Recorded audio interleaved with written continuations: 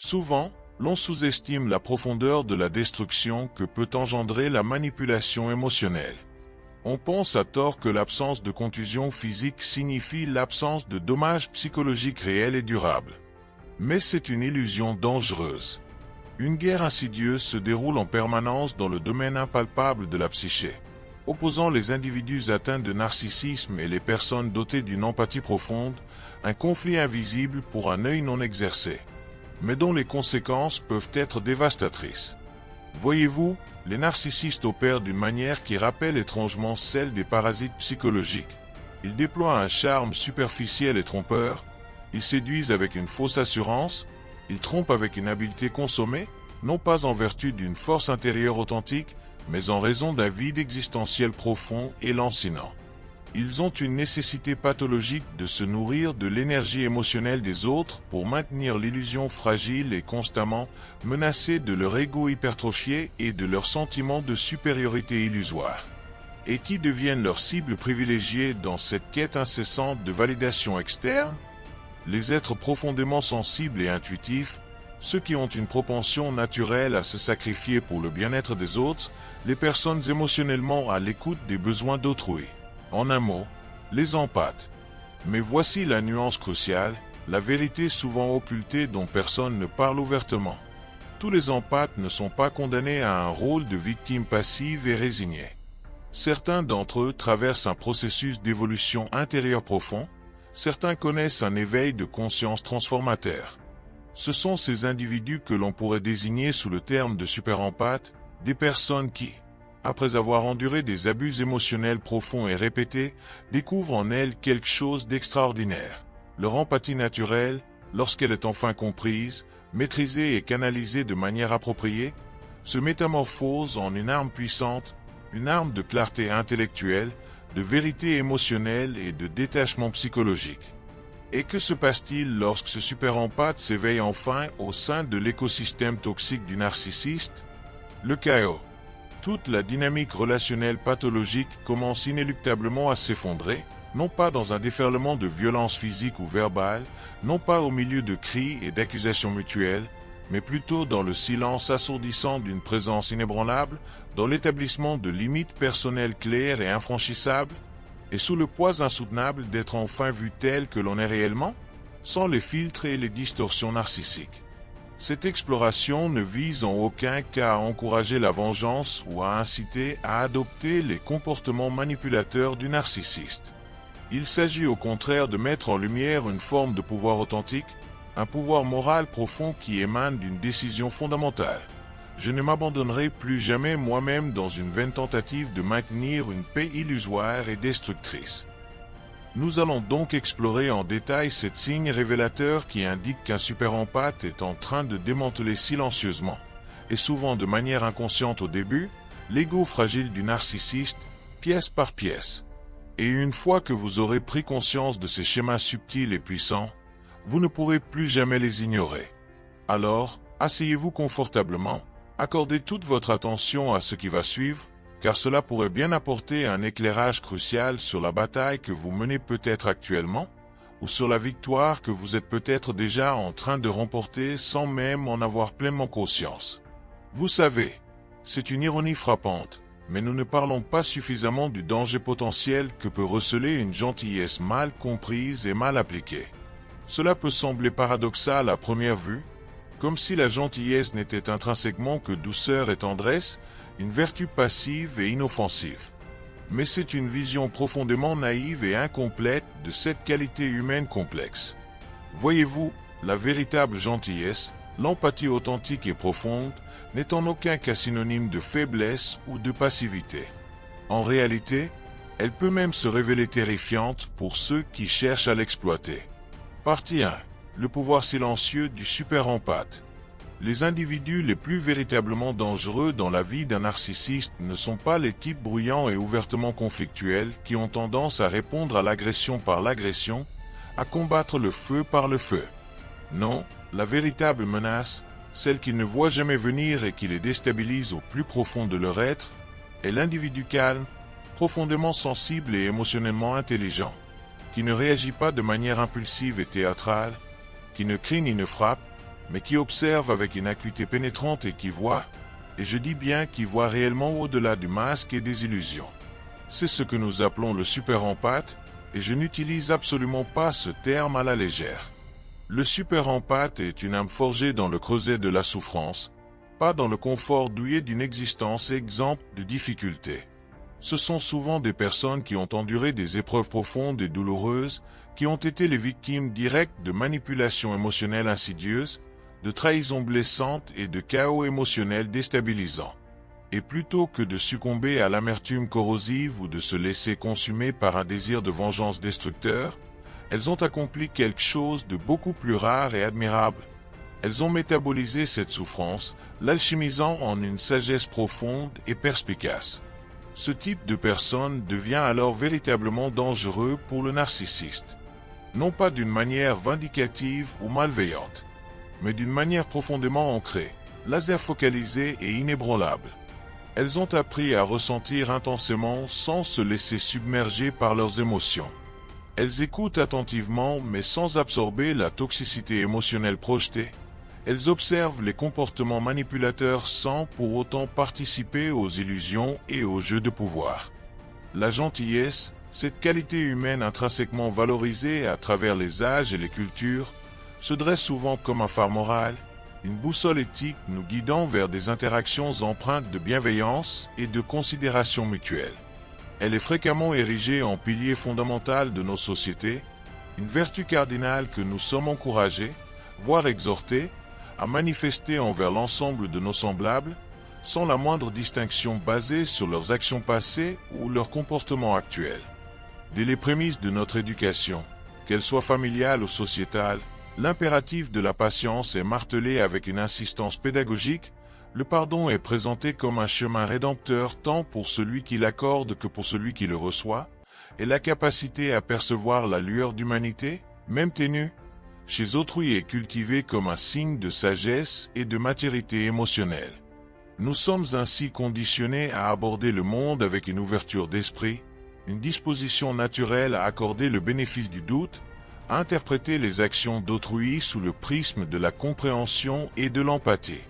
Cette inclination vers la gentillesse, lorsqu'elle s'épanouit dans un terreau relationnel sain et réciproque, nourrit des liens authentiques, renforce le tissu social et contribue à l'édification d'une communauté harmonieuse. Dans ce contexte idéal, la gentillesse engendre la gentillesse, la patience est accueillie avec gratitude, le pardon ouvre la voie à la guérison et la reconnaissance du potentiel positif chez l'autre favorise la croissance et l'épanouissement mutuel. Cependant, cette vision idyllique de la gentillesse, bien que profondément ancrée dans nos aspirations humanistes, se heurte à une réalité interpersonnelle parfois beaucoup plus sombre et complexe. Que se produit-il lorsque cette vertu, conçue comme un pont entre les êtres, est insidieusement détournée de sa vocation première et transformée en une arme redoutable, un instrument de manipulation sophistiqué dirigé avec une intention malveillante contre celui qui la prodigue? Que se passe-t-il lorsque cette disposition naturelle à la bienveillance est froidement exploitée, perçue non pas comme un don sincère, mais comme une vulnérabilité à exploiter sans scrupule au profit d'un agenda personnel obscur? C'est dans les méandres de ces dynamiques relationnelles perverses que nous rencontrons la figure insidieuse du narcissiste, un individu dont la psyché complexe et souvent profondément blessée engendre une perception radicalement déformée des interactions humaines et des valeurs morales fondamentales. Un individu affligé de traits narcissiques prononcés, voire d'un trouble de la personnalité narcissique avéré, ne conçoit et n'interprète en aucun cas la gentillesse à travers le même prisme éthique et émotionnel qu'une personne psychologiquement équilibrée. Il ne la considère nullement comme une qualité intrinsèquement admirable, une manifestation de noblesse de cœur qui mériterait en retour une attitude empreinte de respect, de considération et de réciprocité. Au contraire, le narcissiste décortique froidement la gentillesse, la dissèque avec un regard calculateur et intéressé, la réduisant à un simple levier stratégique, une opportunité propice à l'assouvissement de ses propres besoins égocentriques et à l'exercice d'un contrôle absolu sur son entourage. Pour lui, la gentillesse n'est pas un moyen de construire des ponts émotionnels, de favoriser une connexion authentique et mutuellement enrichissante. Elle est plutôt perçue comme une faiblesse inhérente chez l'autre, une faille dans son armure psychologique qu'il s'empressera d'exploiter sans la moindre once de remords ou d'empathie. Le narcissiste prospère véritablement dans l'atmosphère toxique qu'il crée et qu'il alimente, se nourrissant de la bonne volonté de son entourage, de cette inclination humaine fondamentale à excuser les manquements, à minimiser les comportements répréhensibles au nom d'une paix illusoire. Il instrumentalisait avec une habileté déconcertante la tendance de sa victime à privilégier le maintien d'une harmonie superficielle et précaire à la nécessité d'une confrontation saine et constructive, une confrontation qui pourrait potentiellement mettre en lumière ses propres dysfonctionnements et menacer son fragile édifice narcissique. Dans cette dynamique perverse, la gentillesse offerte avec sincérité est cyniquement interprétée comme un signe de soumission, une invitation tacite à prendre toujours plus sans jamais se sentir obligé de donner en retour, à contrôler l'autre sans la moindre considération pour ses besoins ou ses limites. Et la tragédie de cette situation réside dans le fait que si la personne au bon cœur persiste à manifester une gentillesse inébranlable face aux tentatives de manipulation, souvent subtiles et insidieuses du narcissiste, elle ne l'aide en aucun cas à prendre conscience de ses propres schémas destructeurs. Au contraire, elle l'encourage activement dans ses agissements néfastes, renforçant sa conviction erronée de sa propre supériorité et de son droit inaliénable à être traité avec une indulgence excessive. Pire encore, en niant ses propres besoins, en ignorant ses propres limites et en se laissant exploiter sans résistance, la personne trop gentille se trahit profondément elle-même, minant son estime de soi et ouvrant la voie à une spirale de dépendance émotionnelle et d'abus psychologiques.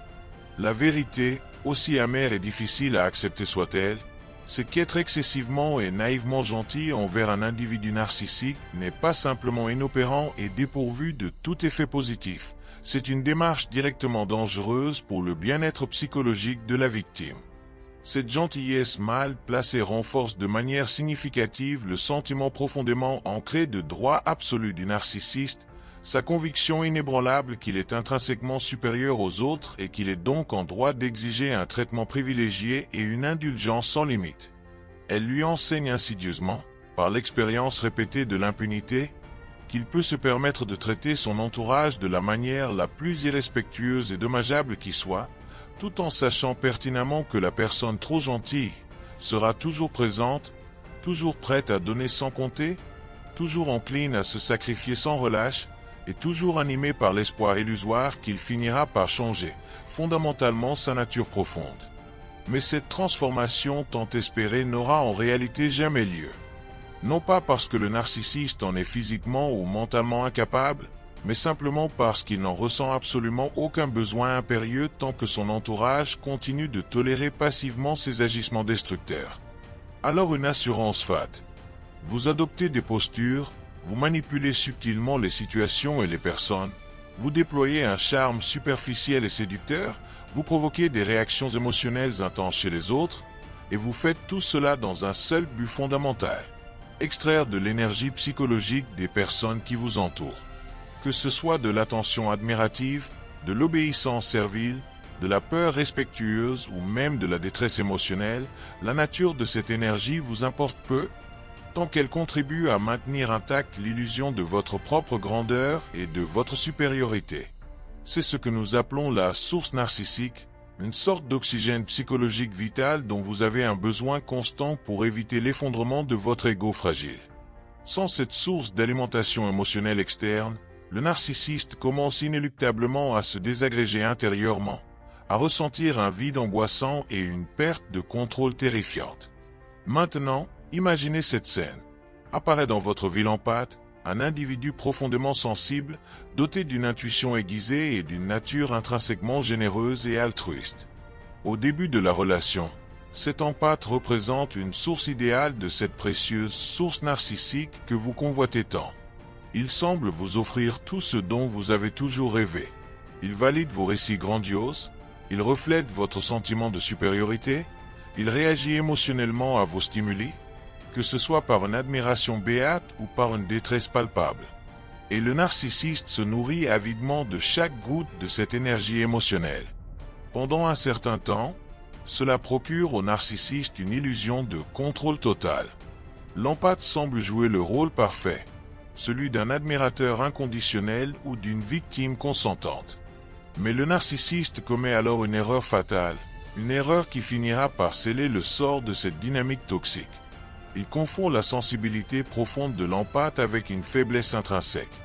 Il suppose à tort que parce que l'empathe ressent les émotions avec une intensité particulière, il pourra être exploité sans fin, que sa gentillesse et sa capacité à donner émotionnellement sont des ressources illimitées qui ne s'épuiseront jamais. Mais la réalité est tout autre. Il arrive inévitablement un moment, souvent un moment de clarté soudaine et inattendue, qui peut survenir après des mois ou même des années de manipulation et d'abus, où l'empathe change fondamentalement sa perception de la relation. Un jour, sans crier gare, il se réveille à la vérité et discerne enfin le schéma destructeur pour ce qu'il est réellement. Il réalise avec une lucidité douloureuse que le chaos émotionnel orchestré par le narcissiste n'était en aucun cas accidentel ou involontaire, mais qu'il s'agissait au contraire d'une stratégie délibérée et calculée de contrôle et de domination. Il comprend que les crises de colère théâtrale et les explosions émotionnelles n'étaient pas de simples dérapages incontrôlables, mais des outils puissants de manipulation visant à le culpabiliser et à le maintenir sous emprise. Et une fois que cette prise de conscience irréversible se produit, quelque chose de fondamental se transforme dans l'attitude de l'empathe. Il commence inéluctablement à se retirer de la relation. Pas nécessairement sur le plan physique, il peut toujours être présent dans la même pièce ou partager les mêmes espaces de vie, mais émotionnellement et énergétiquement, il se distance progressivement. Il cesse d'alimenter l'ego insatiable du narcissiste en réagissant à ses provocations, en cherchant à le comprendre ou à le raisonner. Et c'est là que la dynamique devient psychologiquement fascinante et déroutante pour le narcissiste. Ce dernier ne parvient pas tout à fait à identifier avec précision ce qui est en train de se passer, mais il le ressent intuitivement, comme un changement subtil dans l'atmosphère, une modification de la pression émotionnelle. Il perçoit confusément que quelque chose d'essentiel a été coupé, que le flux de cette précieuse source narcissique sur laquelle il comptait ne s'écoule plus avec la même abondance qu'auparavant.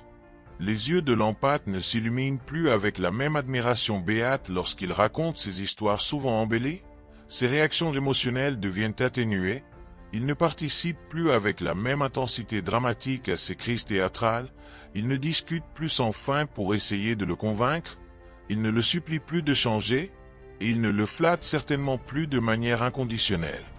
Il se contente d'observer en silence, avec une distance émotionnelle croissante. Et pour le narcissiste, cette indifférence naissante est absolument intolérable, car tout son système de fonctionnement relationnel repose sur sa capacité à susciter des réactions émotionnelles fortes chez les autres. Pas de réaction émotionnelle significative signifie pas de contrôle possible. Et cette absence de réponse, ce silence inhabituel, devient un message beaucoup plus puissant et assourdissant que n'importe quelle confrontation verbale. Le narcissiste peut alors tenter d'intensifier ses tactiques habituelles. Il peut essayer de réveiller la culpabilité chez